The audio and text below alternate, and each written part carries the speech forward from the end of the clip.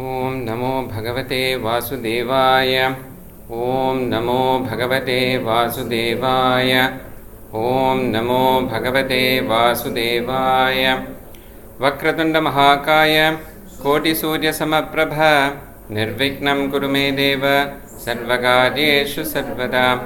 गुरुर्ब्रह्मा गुरुर्विष्णुः गुरुर्देवो महेश्वरः गुरुः साक्षात् परं ब्रह्म तस्मै श्री गुरवे नमः।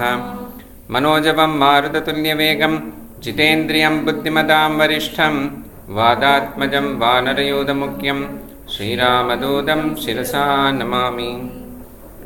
सदाशिवसमारम्भां शङ्कराचार्यमध्यमाम् अस्मदाचार्यपर्यन्तां वन्दे गुरुपरम्पराम्। ॐ पार्थाय प्रतिबोधितां भगवता नारायणेन स्वयं व्यासेन ग्रथितां पुराणमुनिना मध्ये महाभारतम् अद्वैतामृतवर्षिणीं भगवतीम् अष्टादशाध्यायिनीम् अम्ब त्वामनुसन्दधामि भगवद्गीते भवद्वेषिणीम्।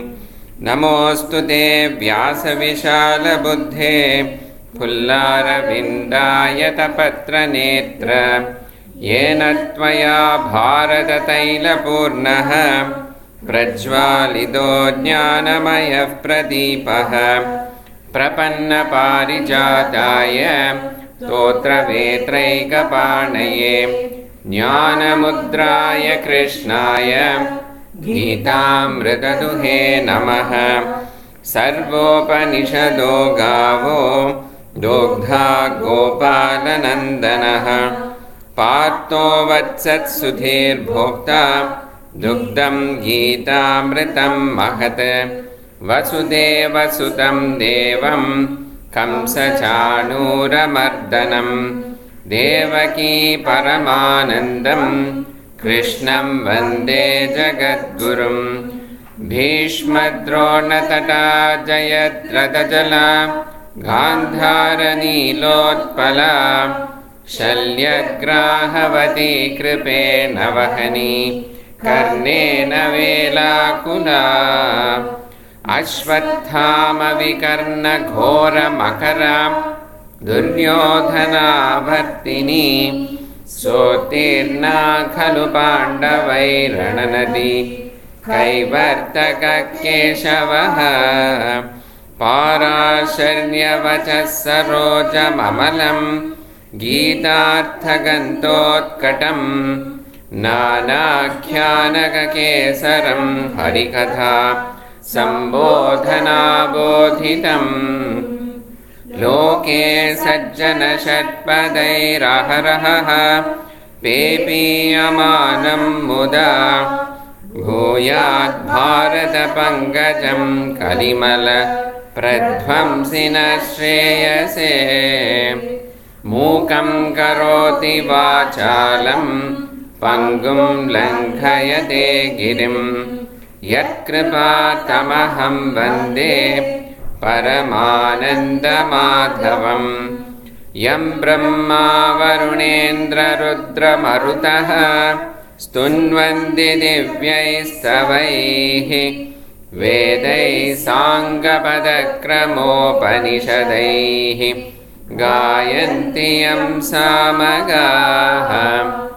ध्यानावस्थिततद्गतेन मनसा पश्यन्ति यं योगिनः यस्यान्तं न विदुःसुरासुरगणाः देवाय तस्मै नमः।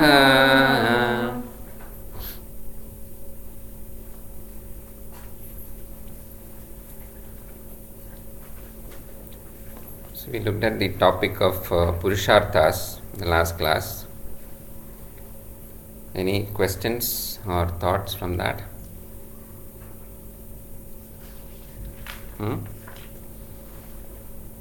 So just as a recap, we talked about the human goals, because it is a byproduct of the faculty of free will for the human beings. Therefore, there are goals, Because there are goals, karma follows that, action is there. For every action there is a result, right?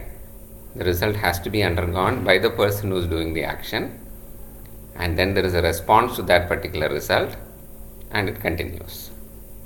Right? So we looked at artha, kama, dharma. Dharma as a goal as well as a path. It is applicable in both the context. And therefore, as an intelligent living being, I start questioning, why is this continuing like this? I am chasing happiness. I am having momentary happiness when I acquire things and when I have experience. But it is not permanent. This question will come to everybody. The only question is when that question will come. Yeah? The earlier it comes, the better. Aneka Janmam has gone by, where I have not gone, maybe I have gone through this question, the question has come, but I have not found the right answer. Right? So then the question comes is that how do I get out of this cycle? It is not getting out of, it is not running away from where I am today. I am here for a reason, I am here for a purpose. I am here because of my own previous actions. Right? We will see that in detail in law of karma. But how can I get out of this particular, the cycle of unhappiness and momentary happiness which is there? What is the wrong thing which I am doing whereby I am not having that permanent happiness? Because ultimately the goal of every human being is to be happy. Anything what I am doing, his ultimate goal is to be happy. Right? So therefore we come to the next day. Once that questioning comes, we come to a point of telling that I am no longer able to find the answer myself, therefore I seek external help. Even when we have a problem with our physical body, we try our maximum possible not to go to a doctor. Maximum possible. First thing is, we will not tell it to anybody. Because that is a human nature. I am fine always. I don't want to show that I have a problem. Even to myself, I don't want to declare that. Correct? So we postpone going to a doctor just because of that. Only when it comes to a point where it is going to affect me adversely, I am no longer able to pull on, or somebody else is seeing that I am suffering because of this problem, we just wait for somebody, come on, let me take you to the doctor, or you should go. Then we go. So like that, when this when this question comes, it will come to a point where there is no other way than to go and seek an answer to that. I find that I am not able to find an answer myself. Therefore comes the next topic, leading into the next topic of Shastras. Right? Known as scriptures. In English, loosely it is called as the scriptures. Right? Now we need an answer to the problem. First thing is to recognize that there is a problem. Once we have recognized that there is a problem, we need an answer. Arjuna was lucky that he had Lord Krishna as his guru there to ask. Yeah? We have also so many gurus around. Everybody is a guru to somebody. We are learning every moment by observing people itself. We are learning always. Similarly, we are also being a teacher to hundreds of people around us without knowing about it. Subconsciously, we are always teaching others. Children, they just observe and learn. We are all teachers to all the children around, not just our children or our community children, our colony children. Everybody is observing all the time and learning. Right? So therefore, but we need something more. Our problem is much more severe. Home remedies are not working. Therefore, we need a specialist. Right? So therefore comes the Shastras. When we buy a product, what comes along with that? You buy any equipment, even if it is a small, a phone or a big refrigerator, a brochure comes with that, right? But that is the last thing which we read. The instruction, that's why it is kept on the cover. Before touching the equipment, we have to, now there are these mini brochures which are there. Quick start guides are there. At least that we are supposed to read. But we don't want to. We said, I know everything, how to operate this. Yeah? We just tear it off. So nowadays they have stopped printing brochure. They say, okay, you want, you click on this link and go online. And they are saving on paper at least. That's a good thing. Yeah, because they know that 99% don't read the manuals, the instruction manuals. So why to waste their time and energy on this? Right? But every product comes with a user manual.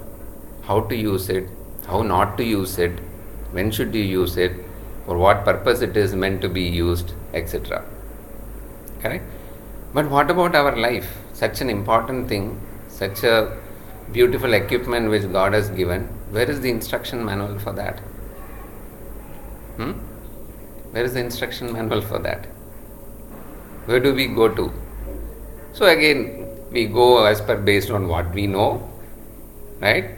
We get some pushes and pulls and kicks here and there, and ultimately we find that no, I want to know in much more detail, in much more of a proper manner.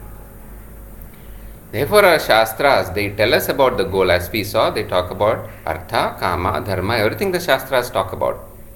And also tells what are the defects in those things, or what are the pitfalls which we should be aware of. They never say run away from those things. Yeah, there is the Bandhakatvam, Atriptikaratvam and Dukkha Mishridam. So it will be there, accept it. It is a fact. Right?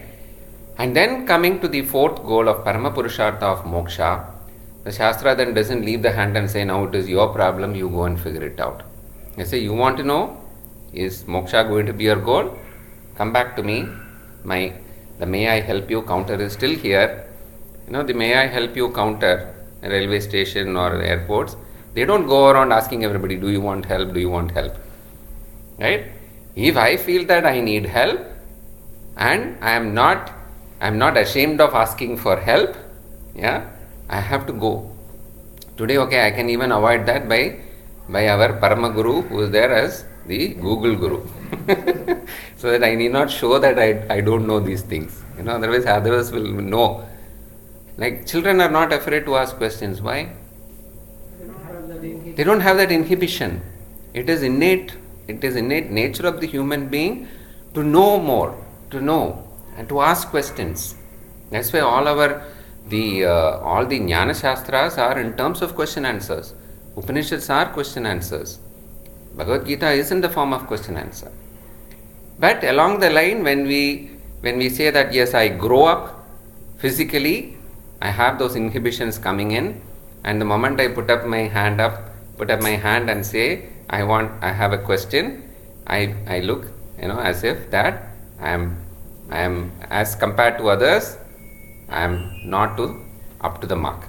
Therefore, I don't want to ask the question. Who is the loser by not asking the question? Yourselves. Right? So therefore, Shastra say, if you want help, come back to me. Yeah, it is there. Any question you ask, the answer is there in the Shastras. Okay? So that is where the place of the Shastras, it is there in our tradition. Now the question is, what is our Shastras? What are Shastras? We discussed it briefly when we started the first chapter. So what are the various things which we know as Shastras? Upanishads, Vedas, Upanishads, Puranas, Itihasas, Brahma Sutra. Now there is a confusion, right? A problem of over choice, the typical problem of today's world. So much of choice available. So what do I do? Where do I go? Where do I start? Or which is the correct one? Somebody will say, we study Vedas. Somebody will say, don't study Vedas. Somebody will say, no, Puranas is good enough. Somebody will say, no, Upanishad, you should do Upanishad. Somebody will say, Bhagavad Gita, you have to learn. Where do I start? Whom should I listen to? Well, the teachings are the same. Ah. The Upanishads or Puranas or Itihasas, the essence is the same. Right. So if I have to decide on something, so if there are 5 choices of a product which I want to buy, how will I go about choosing that product? Yeah? How useful? How useful? Does it suit the purpose? Yeah, so it starts from my purpose. Does it suit my purpose? My goal, does it fulfill my goal? So it comes back, what is my goal? Yeah? What is my goal? Does it suit my purpose? Is it affordable to me? Not only in terms of money, yeah, when it's a material, we say, is it affordable to me? Not just buying, but I have to maintain that also. Okay, I can afford this house, but can I afford to maintain it? What will happen with that after 5 years? We look at all these aspects and analyze it. The same thing applies here also.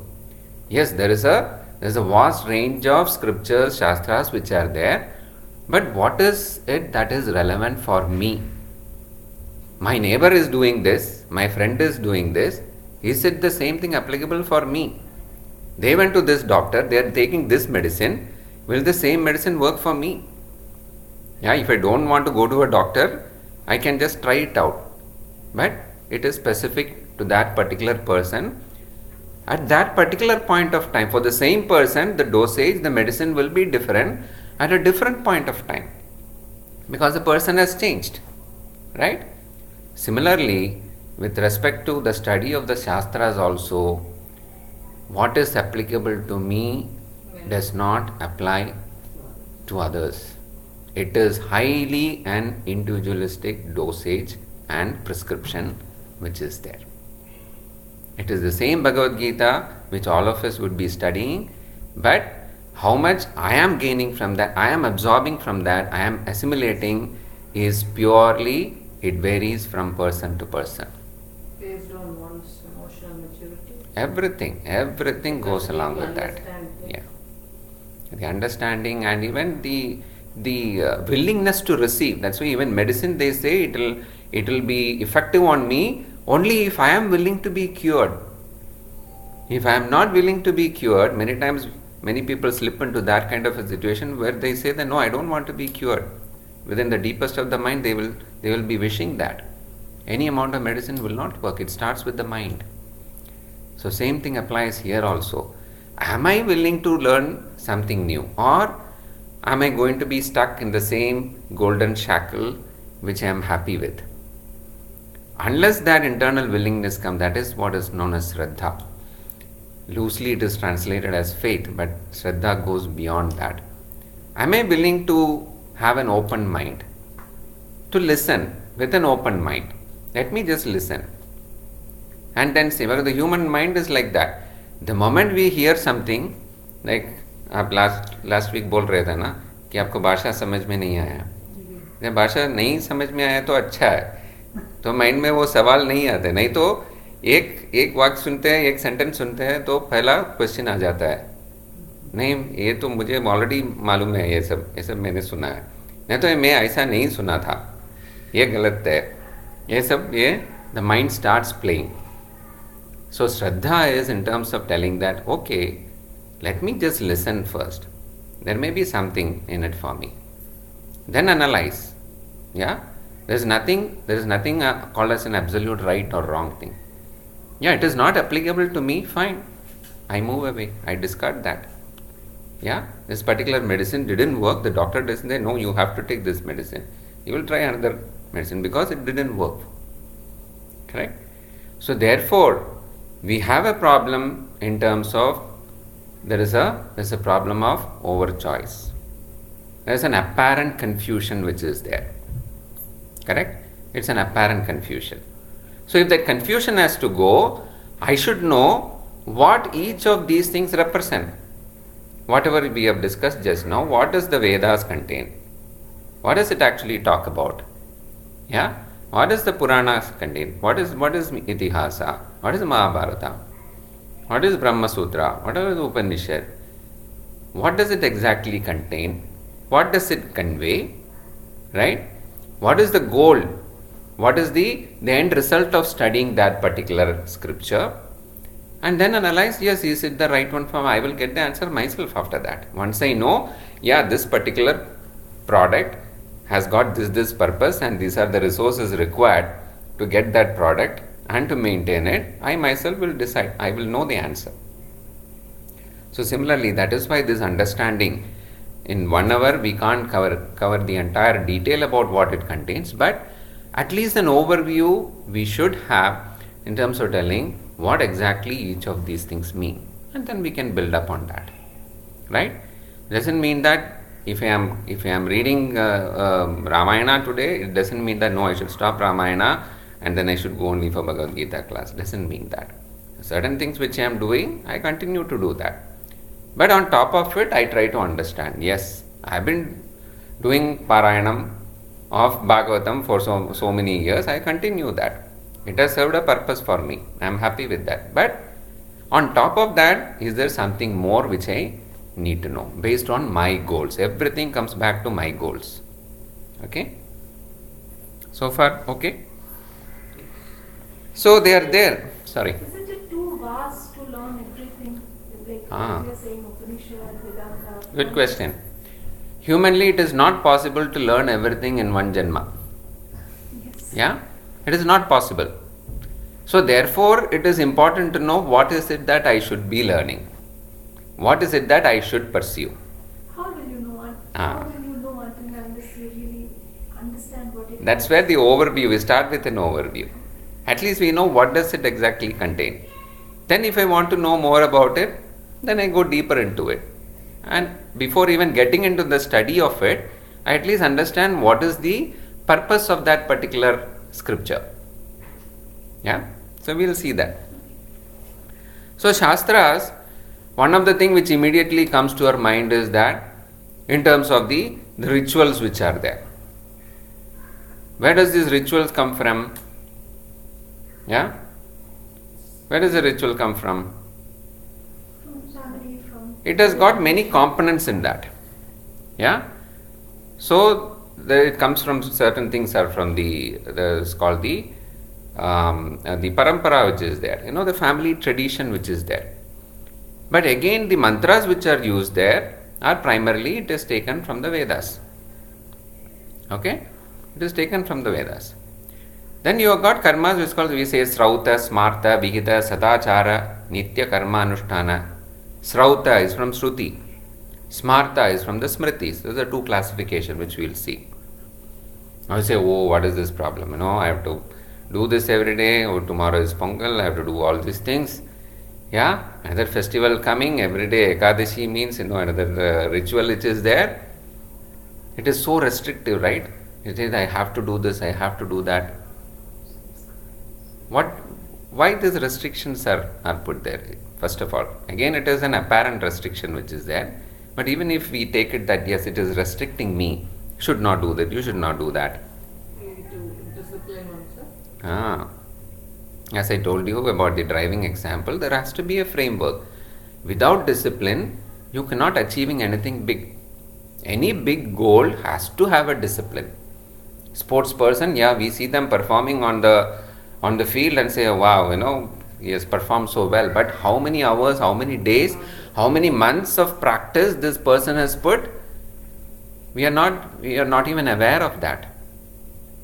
Or a musician who is out there singing, how many hours of practice they are doing every day in and day out. If the discipline is not there, where will that high goal of achievement and performance come from?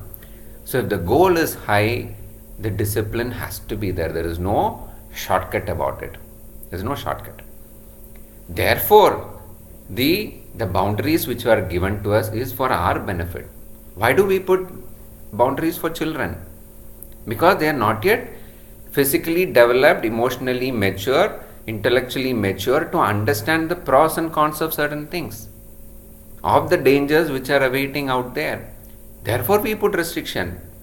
We say more of don't do this, don't do that. No, we use no much more than a yes. Why? Because they keep experimenting. That is the human nature. And until they are capable of understanding, keep on telling don't touch the water, they will go and touch until they get their hand gets slightly burnt. After that they will not touch. So it is there. We put boundaries because we know that it is required at the initial stages. Similarly, Shastras also give us this framework because in the initial stages we need that discipline. Every human being, we need that discipline. Till we are mature enough to grow out of it. It is not stopping because I dislike it. It is not stopping because there is a physical effort. It is not because I don't see the benefit, immediate benefit of it. It is that we grow out of it. Yeah? That's why the name Shastra, the term Shastra itself is Shasanat Trayate iti Shastra. Shasanam means discipline. You say Anushasanam. Yeah, like a mother who is disciplining. If the child does something wrong, yes, we don't spare the rod, we give one beating. It's not for the intention of inflicting pain on the child. The ultimate goal is to ensure that the child is guided properly. Similarly, Shastra also disciplines us in terms of initial stages.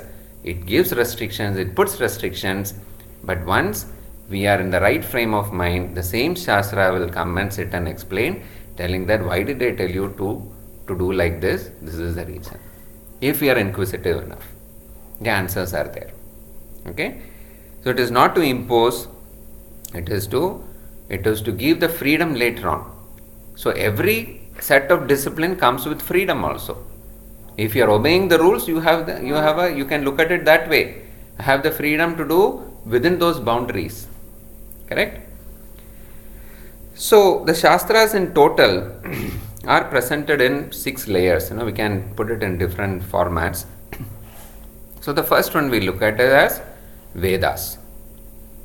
The term Veda itself means, it comes from Vid, means Vidya, knowledge. Yeah? So it is the body of knowledge which is there, the Vedas. And then it is classified into 4. What are those? Rigveda, Yajurveda, Samaveda and Atharva Veda. Right? Rigvedas contain mantras, Rig mantras, and they are more poetical. Yajurveda is more in prose form. Yeah? More of text form. Samaveda is in the form of Geetam, songs. If you have heard Acharyas chanting Samaveda, it is song. Yeah? Our traditional entire music has come from Samaveda. That's why it's called Samaganam. Yeah? It has come from Samaveda. And Atharvana Veda. Yeah? Which is more of mantras by 2 rishis, Atharva Rishi and Angiras Rishi. Now what is mantra? The term mantra itself, just like Shastra, mantra is Mananat Trayate. Tra means protect. I forgot to mention that. Shasanat Trayate. Tra means protect. Like mantra is also Mananat Trayate. By disciplining the mind and using the mind for chanting that mantra, it protects us, it nourishes us. Okay? Now, who is the author of the Vedas?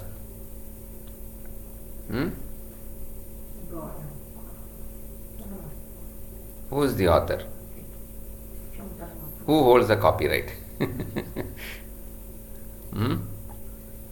Can we find in any book? Okay, today it is in printed form.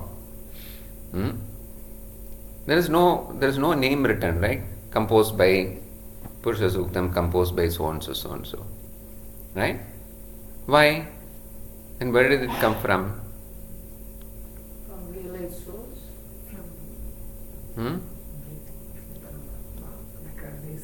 It came from Ishvara. But then how did we get it? Through the rishis. Right? How did they get it? Why am I not getting any mantras?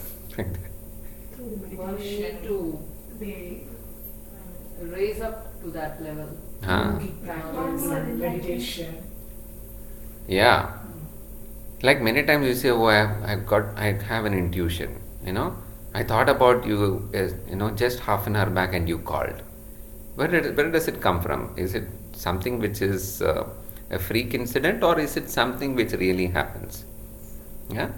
So when our mind is in that kind of a state, we would be able to sense out anything and everything which is happening in this universe. Animals, why are they used in terms of forecasting weather or even predicting some natural calamity? They can sense it out because their mind, there is nothing else.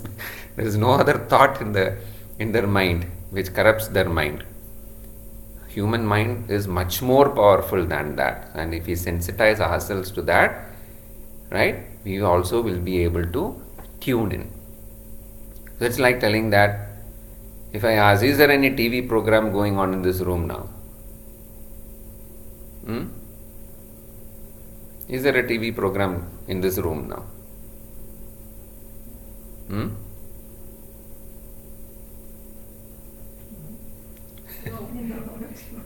Is there a television program in this room now? No. How can you say that? So, the moment we switch on the television, what is happening when we switch on the television? A picture comes. And then we want to see something else, what do? Change the channel. We tune it to a different channel. Okay. Where did that signal come from? Did the signal come only when we are tuning it? What is that? Huh? The signal is already there. The signals are already there, existing all around. It is already existing. Radio signals are there, your television signals, your mobile signals. The hundreds of radiations are there all around us. Why I am not receiving it? It's because I am not tuned to it. We are using an external equipment to tune in and receive that. So it's called a television receiver. It's called a radio receiver. Right? We have to tune into that particular channel. So rishis of those days, it's not just those days, there are many rishis existing which we are not aware of. When they are tuned into that particular source of Ishvara, they receive all these things automatically. And that is how the Vedic mantras were received, and that is why it is also called as Apaurusheya Shastram. Paurusheya means which is born out of a human intellect, where there is an authorship. That is called Paurusheyam.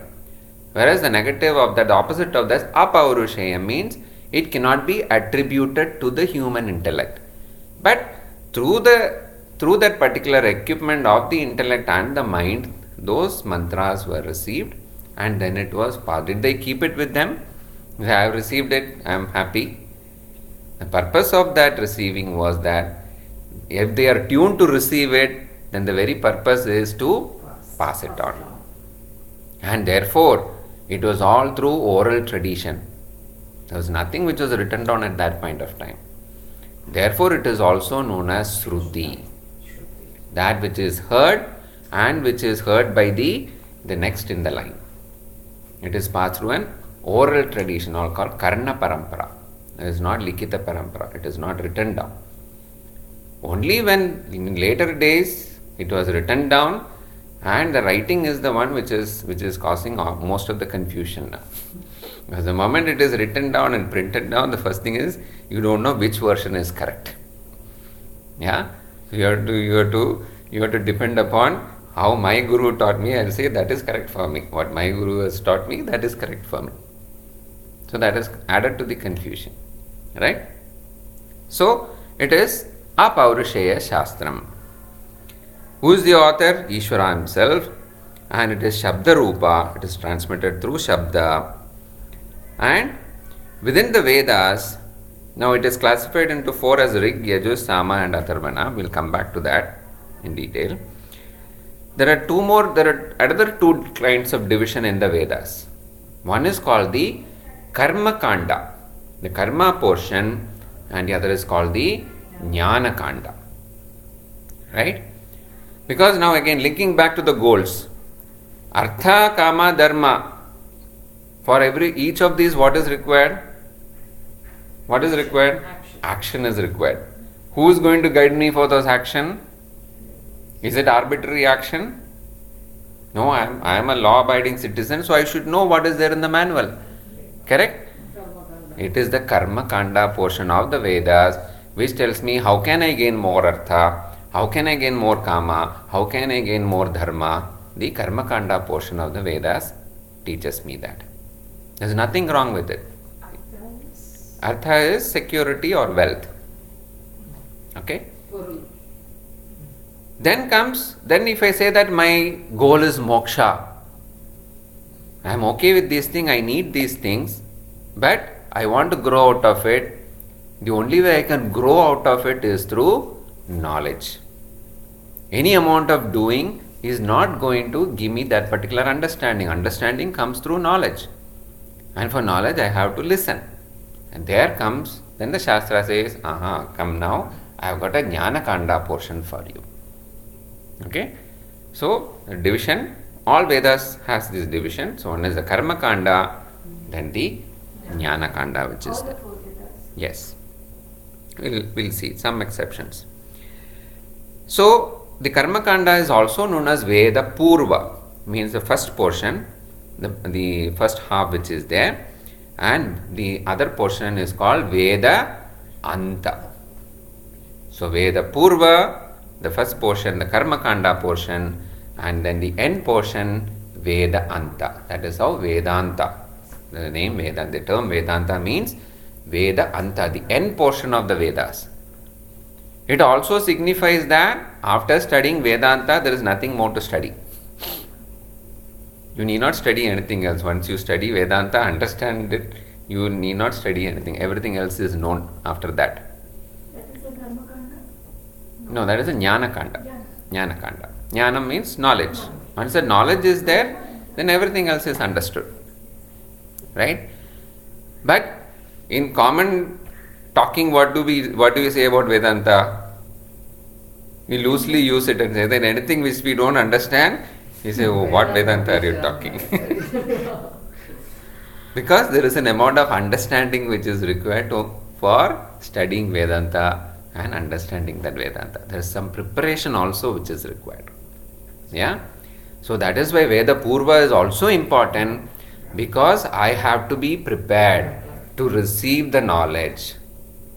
It cannot be discounted at all. It cannot be negated at all. So that is where when we talk about dharma, I can analyze my dharma in so many standpoints. Where I am today, I am being given a certain set of disciplines to be followed as per my dharma, which is prescribed as per the Veda Purva, the Karma Kanda portion. Unless I go through that particular discipline, I will not be able to understand what is there in the Jnana Kanda. I cannot directly jump. We say, oh, my son, his goal is to become a doctor. Yeah, he is just 5 years old. I say, come on, directly go into the medical college. Cannot. I say, no, you study well now, you learn mathematics now, you will become a good doctor. In the mind, we know that, whatever he is learning, calculus or algebra may not be useful in the medical college at all. Many of the things. But it is a set of a discipline which is required, and a step-by-step approach which is required, which will go into an entrance exam, which will go into the college. There they have to go to the exams, and ultimately they become a doctor. Right? Goal is becoming a doctor. The goal was not to just remain in first standard or second standard and excel there. Correct? So similarly, when Vedas say that no, I have to go through these disciplines, these rituals are prescribed for me, it is for my benefit to be tuned, to become much more mature, so that when the knowledge portion, when I am ready for that knowledge, I will be able to understand and absorb it properly. I always keep referring back to body illness because it's a very good analogy always there. The moment we go to a doctor, the first thing what he will say is stop eating this, stop eating that. The body itself shuts down, right? You say, I don't have taste, I don't feel like eating anything. Why does it happen? Why does it happen? Because most 99% of the time the body's energy is utilized to digest the food, the junk food which we are eating. So the first thing which the body does is that reject food, so that the entire energy is focused on attacking the problem, attacking that virus or bacteria which is there. That's why the doctor also says, don't eat this, don't eat that. Fruits. Why fruits? Because it digests by itself. It digests by itself. So the body's energy is not utilized for digesting the fruit. Once the body is prepared, then the medicine can act properly. That's why in Ayurveda also they talk about Pathyam and Aushadam. Pathyam is the discipline in terms of what we should eat, what we should not eat. The discipline, the body has to be disciplined. And then the timing of eating of the medicine. That's all part of Pathyam, the discipline which is there. Then only the medicine will be effective. Otherwise, we can easily dismiss, oh, this medicine is good for nothing, this doctor is useless, let me go, we'll go and keep on changing the doctor. The problem is not with the doctor, the problem is not with the medicine, the problem is my body was not prepared to accept that medicine at that point of time. I continue eating what I want to eat, I continue doing what I want to do with the body, and then blame the medicine for that. So similarly here also the Veda Purva is equally or even more important in terms of our own preparation which is there. You say, oh, no, my goal is moksha, I need jnanam for moksha, therefore let me drop everything and then just go for jnanam. It doesn't work. Yeah? We'll see that how Lord Krishna also explains beautifully in terms of telling that, how the Bhagavad Gita should be studied. So Vedanta has got the Upanishads there. The Jnana Kanda portion of the Vedas has the Upanishads, because Upanishad deals with knowledge. That is why all the Upanishads are in the form of question and answer. There is a story which will be there associated to bring out the context and to bring out the question, to bring out, just like say Kathopanishad, you got the dialogue between Nachiketas and Lord Yama. He asks a question and therefore the Upanishads gives the Jnana Kanda. It's part of the Jnana Kanda. It deals with Vedanta. Okay. So this is the first part, the Vedas. I think we'll need 2 classes for this. Doesn't matter. So then comes Sutras. Now your question. It is so vast. I don't even know the 1,180 known branches today. Known branches. Now where do I start?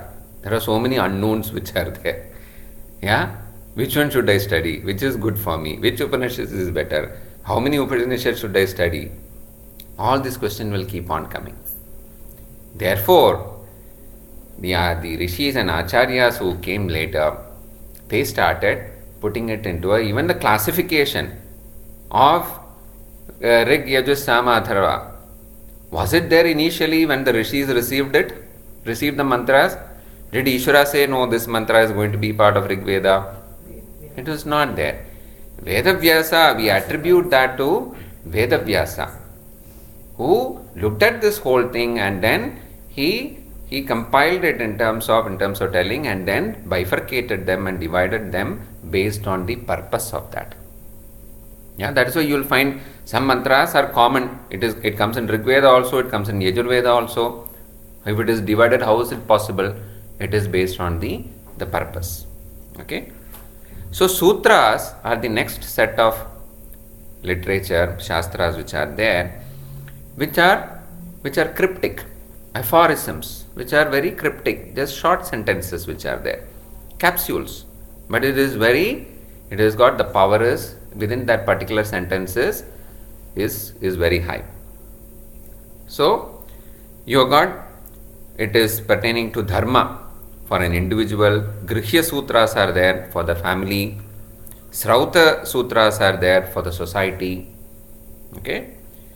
So this is not part of Apaurusheya Shastram. These are now all part of Paurusheyam, because there was an intervention of a human intellect there. Now, did they write anything different from what was there in the Vedas? Teaching was kept intact. The original, the body, that is why Veda, that's why it's called Vedas, because that is the body of knowledge, that is the knowledge. Everything is today, you will find so much of research and so much of findings which people are quoting, telling that, okay, this is already mentioned in Vedas, aviation is mentioned in Vedas, everything is there in the Vedas. It is there, everything is there. Because this knowledge is nothing new, there's nothing new which you can actually find out. Everything was already there in the Vedas. So, sutras are written by Gautama, Agama, Apastamba Sutra we'll see, and Parashara Rishi. So, it is basically like a codification. Because some people say, oh, the Vedas are so big, what should I do? And therefore, the knowledge from the Vedas were taken and presented as different sutras. For the sake of family, these are the Grihya sutras which you have to follow. So somebody who has gone through the whole thing and say, okay, just give me the gist of it. We say we don't have the time, to go through this whole thing. What do we say? If we want to read a book also today, we'll just read the introduction and even in office they say, oh, give me an executive summary. I don't have time to read the whole report. Yeah? And if I'm interested, then I will go into the detail. If it is of interest to me, that's why the movie trailer is there. The trailers are made in such a way that you will definitely go and watch the movie. Yeah? So, it is for codification and clarification with specific purpose. Right? Then the third set is called Smriti Granthas. Smriti itself means it has been learnt, it has been digested, it has been understood, and then it is given out, the gist of it is given out in a different form. Again with a specific purpose. So you got Manusmriti, Parashara Smriti, Yajnavalkya Smriti, right?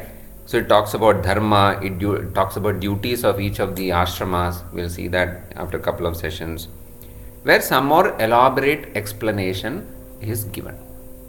Yeah? So sutras are very cryptic, right? So it is all arranged.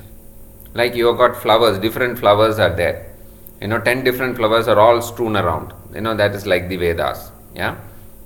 And then somebody comes and then segregates. Okay, this is this kind of flower, this is another flower.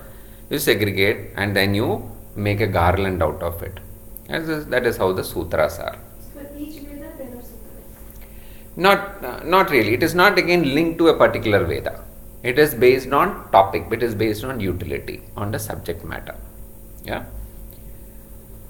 So then comes Smriti. You say, oh, sutras, some people come, oh, I don't understand, it's so cryptic. So then the Smriti Granthas came in, where it is elaborated, little more explanation is given. Then comes another set called the Puranas. Right? So, sutras and Smriti, the original content is from where? Is from the Vedas. That is not changed. Okay? Then come Puranas. So another set of people came, oh, I don't understand all these things. I love listening to stories. You all love listening to stories, not just all children. Right? So therefore the Puranic literatures are there. Same content of Vedas, same message, but it is given in a story form. Elaboration. It is elaboration from the Smritis and Purana. We use the term Purana for what? Something which is old, ancient. If it is old, it is something to be discarded, right? We want something modern. Why is it we are still learning Puranas, listening to Puranas, stories from the Puranas? Children love to hear stories from Purana. Why?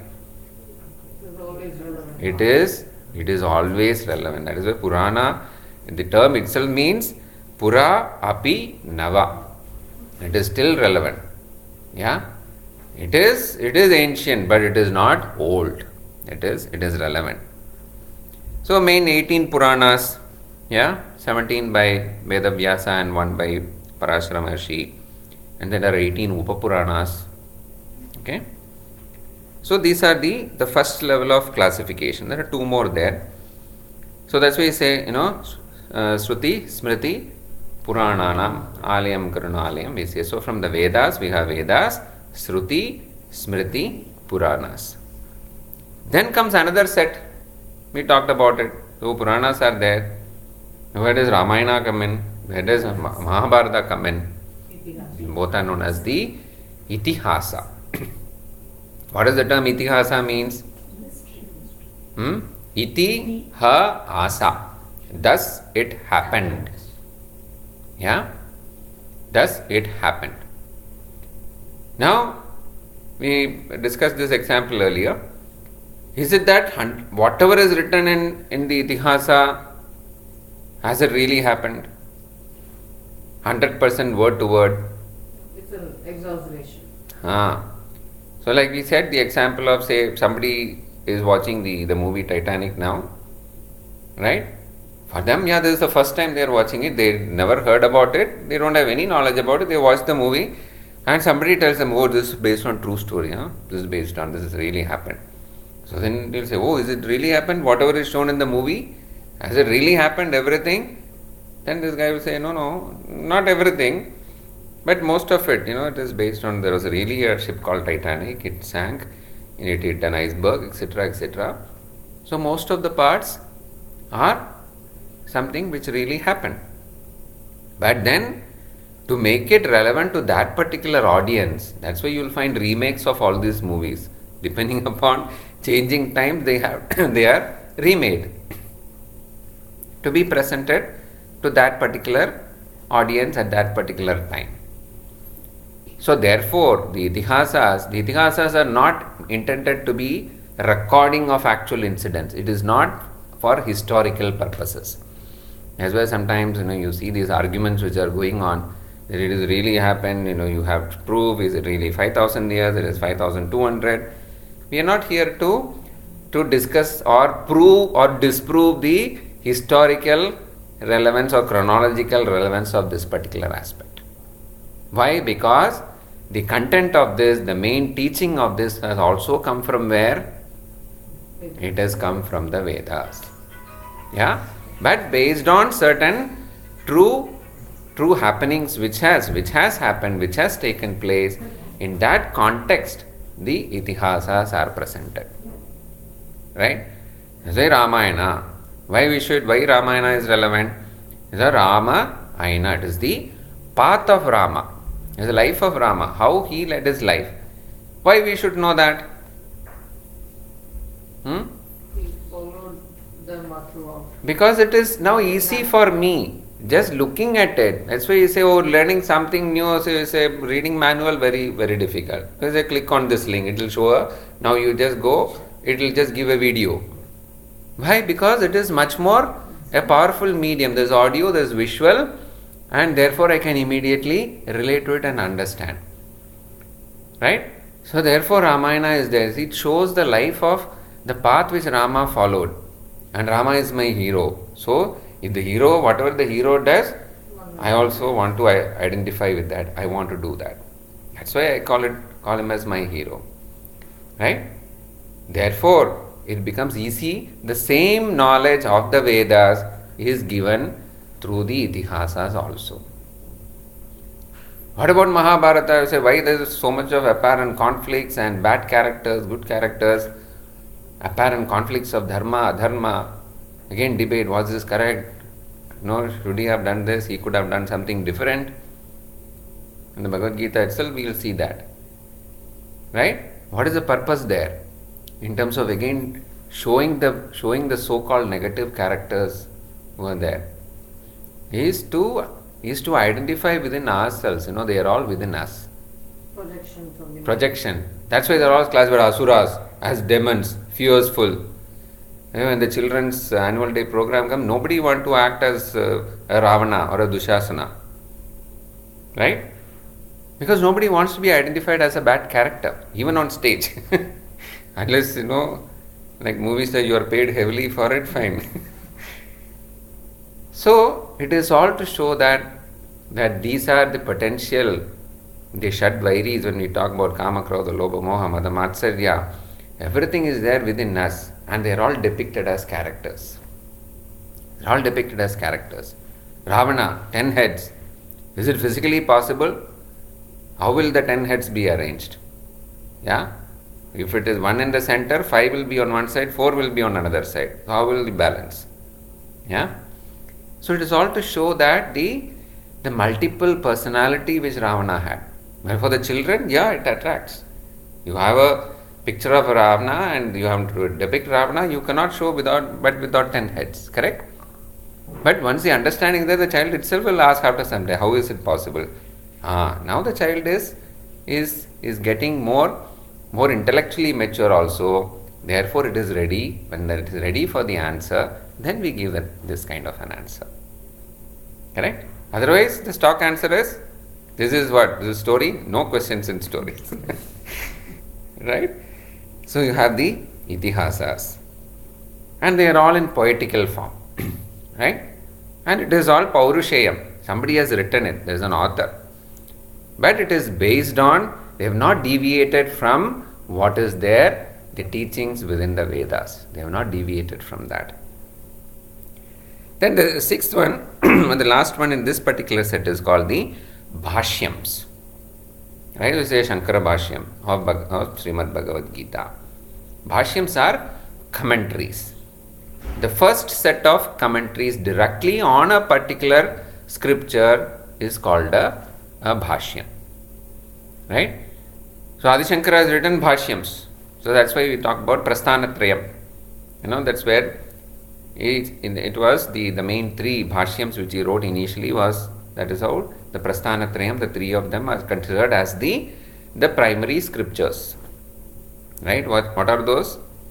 Upanishads, The Upanishads, Brahma Sutras, Brahma Sutra and the Bhagavad Gita. So they are the first set of Bhashyam, the commentaries which are written by Acharyas. For Upanishad, he has written. Yeah. Yeah.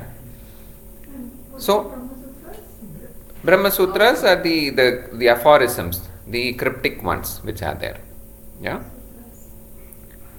So these are the six sets. So Vedas, Sutras, Smritis, Puranas, Itihasa and the Bhashyams which are there. But again there's a problem. Shankara Bhashyam is in Sanskritam. I don't know Sanskritam. So what do? Even if I know Sanskritam, the way Adi Shankara has written is I am not able to understand. So I need somebody who has written a commentary on that particular commentary. Even to understand that, I have to study some more basics. Right? So it goes on like that. So then we have got a couple of other things also. We'll briefly mention that and we'll continue it next week. So then you've got Veda Angas are there. Angas mean limbs, the limbs of the Vedas. Because all this has got to have a framework, how it is delivered. So you've got Shiksha, which is phonetics, Vyakarana, grammar, like any other language. Chandas, which is the prosody or the meter. Nirukta, which is etymology, the dictionary. Jyotisha, which is astrology and astronomy. Both put together is Jyotisham actually. Yeah. Then Kalpa is the know-how of rituals. So this is called the Shad Veda Anga, 6 of them. Then you have got Upangas, the subdivisions. Mimamsa, which is analysis, Nyaya, which is logic, Dharma Shastra, code of conduct, and the Puranas. These are the Upangas. Then the Upavedas are there. Yeah. So evolved from the 4 Vedas, you have got Ayurveda, which is for medicine, Dhanurveda, which is armaments and warfare, Gandharva Veda, which is of performing arts, and Arthashastra, which is of statecraft, administration. Arthashastra, which is finance, administration. All those things comes in Upavedas.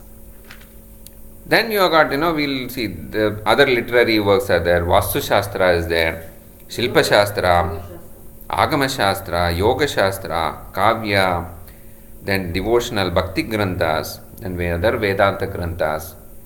So many of them in different classification. Now the question is, what is the purpose? So many of them we have seen now. Others also we'll see what exactly it talks about.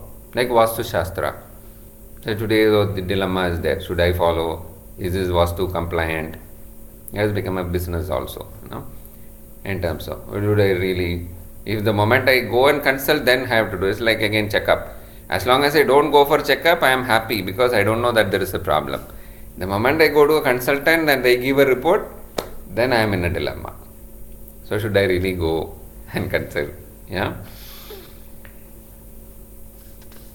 So we'll see a little bit more of overview which is there, which we'll see next week. So any questions there? Or it has become more confusing now. You know more Shastras than what we already knew 1 hour back. So the confusion has increased. Correct? So is there a question as what is relevant for me?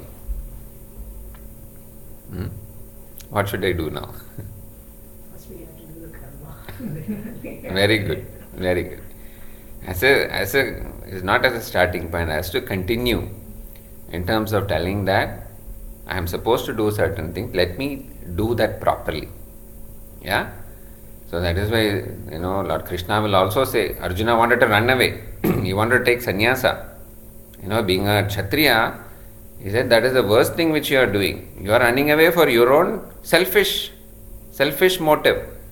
Because you got confused about what your real goal is, what your real purpose, what your real duty. You are shirking your duty and then you want to run away. As I say, Swadharme Nidhanam Shreyaha Paradharmo Bhaya. He keeps talking about Swadharma throughout the Bhagavad Gita. He keeps talking about Swadharma. In terms of our understanding, what is my dharma? You say, there is no use of, first of all, your dereliction of duty, your abandoning your duty itself is going to attract papam for you. Not only that, you trying to do somebody else's duty is going to be much more harmful to you as well as to the society. To both. You not doing your duty is also going to be harmful to the society and to you. And going and trying to do somebody else's duty is going to be much more. You think that you are happy, you are avoiding a problem, but in the long run that is not going to help you. And it is harmful also. So he keeps on emphasizing that. But then who is to decide as to what is our duty? We ourselves have to decide. That is it. But But most of that us is are it. We have a free will, so we can decide that whether we have to do this Right. or have to do that. Very good question. Prudent So thinking what- comes to play. Pardon? Prudent thinking. And we have to take a prudent choice. Even when I have that free will, Mm-hmm. am I not acting always in a framework? I am given a framework, right? I have a free will, but I don't go and do whatever it comes to my mind. Right? What is that framework? Abiding with dharma. No, what is it? Let us start. What is the immediate framework which I am having, or what I should do? And Some framework that is there in the society or starting with as a family. from the family, yes. There is a framework which is given to me, right? So I am in the Grihastha asrama now, yeah, and therefore there is a code of conduct which is given to me. At least let me start with that, right? But Shraddha, nobody's not, no one is following, right? No, that is where the question is, where do I understand why I should follow that, and what will happen if I don't follow it? If I understand that, right? So it is up to me whether I want to understand or I say that ignorance is bliss and I continue to do what I want to do. Yeah. So it is a question of that framework. So I got a family framework, then I have got a societal framework, because I am not an independent entity which is here. I am not independent. Every minute, every second, I am dependent on something else. For breathing, I say I am independent. Oh, God has given, Ishvara has given oxygen. Whom am I dependent on for that oxygen? On the trees. On the trees, on the plants which is there. So therefore I have a duty to protect the plants, to protect the environment. That becomes my duty. So the moment I understand my connection with the totality, that is the whole teaching. That's the only teaching which is there. To understand that I am not independent, I am a part of this total existence which is there. The moment I understand, so within the family, you will say, I pull down this person, I pull down and say, I want to be big, or even in an office, you cannot be. Everybody is interdependent. Everybody is interdependent. But within that interdependency, I say that I don't get into the situation of bondage. The moment I understand that I am dependent, but I am truly within the mind. So it is more of an attitudinal shift. That is where knowledge is important. Is to understand that, yes, I am here, but it is not going to really bind me. Understanding the temporary nature of that. That's why the Viveka, it goes from stage to stage. So first we start with Dharma, Adharma, Viveka. The knowledge of Dharma and Adharma. As talked about in the Itihasa. Right? Then I come to Nitya, Anitya Vastu Viveka. In terms of what is permanent, what is not permanent. What is within my control, what is not within my control. We have to understand that. Once we understand that, then life becomes simple. But understanding is not everything. You have to implement it. Absolutely. Understanding for my benefit and implementing it. Absolutely right. Like food, we say this food is good for you.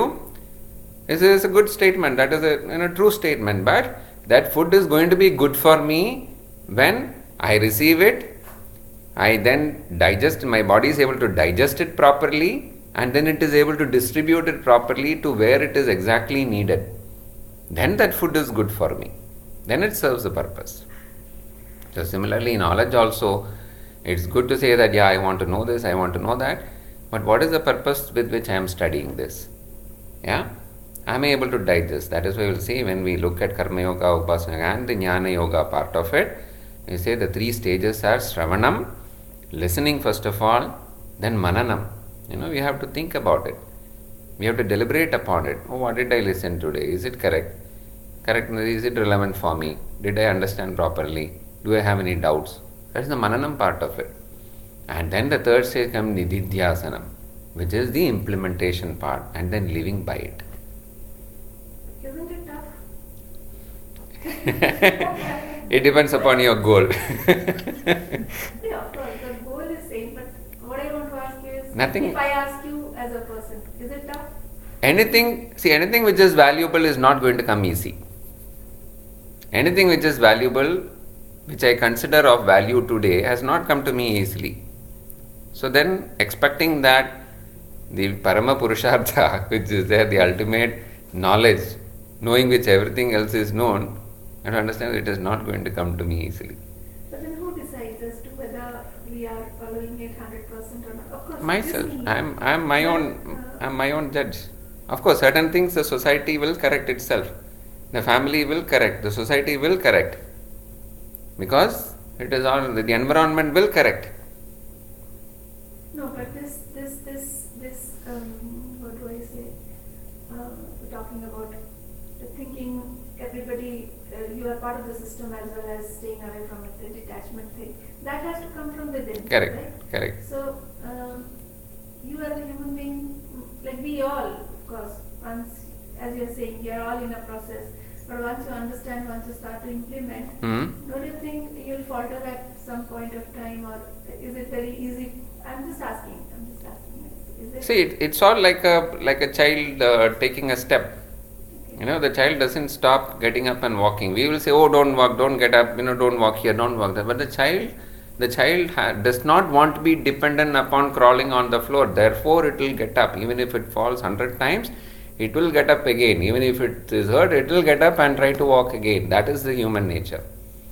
So even if we say, yes, I failed, I faltered, fine. Am I going to just brood over it and the rest of my life, or am I going to learn from that and say, okay, what did I do wrong? Let me just understand that and what can I do better? There should be commitment and conviction. Absolutely. It's for my own. Ultimately, it is, you say that pursuing moksha is sort of a, within inverted commas, a selfish goal. Selfish in the sense that nobody else can give moksha to me except myself. Yeah. As Lord Krishna, again referring back to all these things, will come back when we discuss Bhagavad Gita. That is why we have to go through these topics. In terms of Atmanyeva Atmana Bandhuhu Atmaiva Ripuratmanaha. The mind is its own biggest friend as well as the biggest enemy.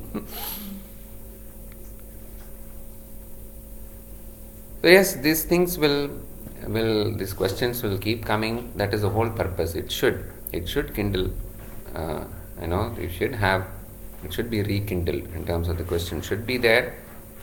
And it's not again to put down thing that I don't know certain things. It is to again, in that thought process, I get clarity, but I don't move away from my foundation. That's where the dharma, it plays that part. This is my foundation. So when we look at Varna, Ashrama, Dharma, we'll see, is it still relevant? All these questions will keep coming up. So we'll see that.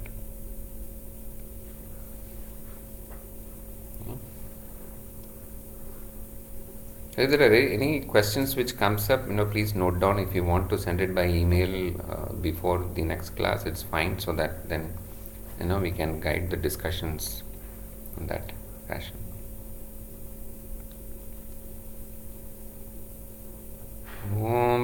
पूर्णमदः पूर्णमिदं पूर्णात् पूर्णमुदच्यते पूर्णस्य पूर्णमादाय पूर्णमेवावशिष्यते।